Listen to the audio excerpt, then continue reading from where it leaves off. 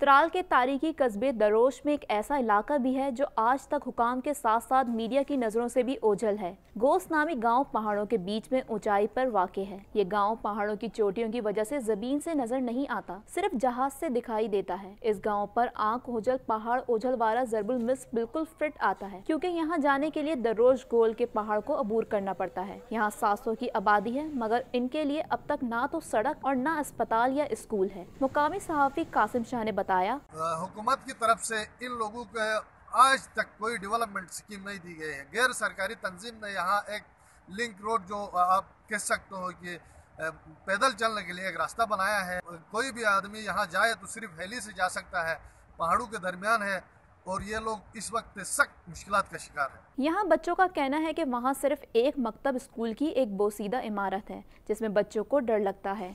यहाँ अभी तक प्राइमरी स्कूल तक नहीं, यहाँ अब तक कोई डिस्पेंसरी या शिफाखाना तक नहीं है। लोग अपने मरीजों को, खासकर खवातीन को, बीमारी की हालत में चारपाई पर डालकर दरोश अस्पताल ले जाते हैं, जो अक्सर रास्ते में ही जाँ बहक हो जाते हैं। एक मुकामी सहाफी गुल हम्माद फारूकी का कहना था, आम तौर पे रास्ता नहीं था, अभी तक पैदल जाते थे। अभी चूंकि एक गैर सरकारी इदारा है, इस RSP ने कोई कच्चा सड़क बनाए हैं, वो सड़क भी इंतहाई तंग है और उसके जो किनारे हैं उस पर कोई साइड वाल नहीं है।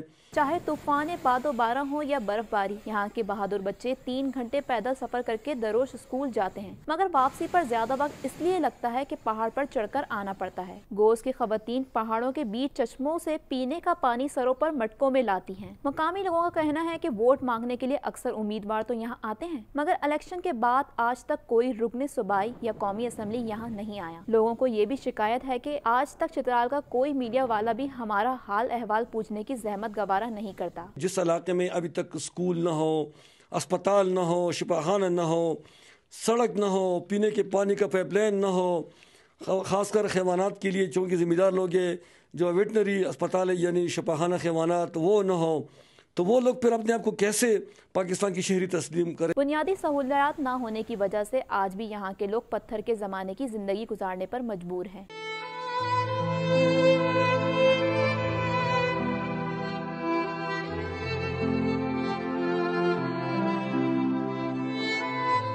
यहाँ के लोग सूबाई और वफाकी हुकूमत के साथ साथ बैनुल अक़वामी इदारों से बुनियादी सहूलियात फराम करने का पुरजोर मुतालबा करते हैं। उनका कहना है कि हम भी पाकिस्तानी हैं और हमारा भी इतना ही हक है जितना किसी बड़े शहर के दिगर पाकिस्तानियों का।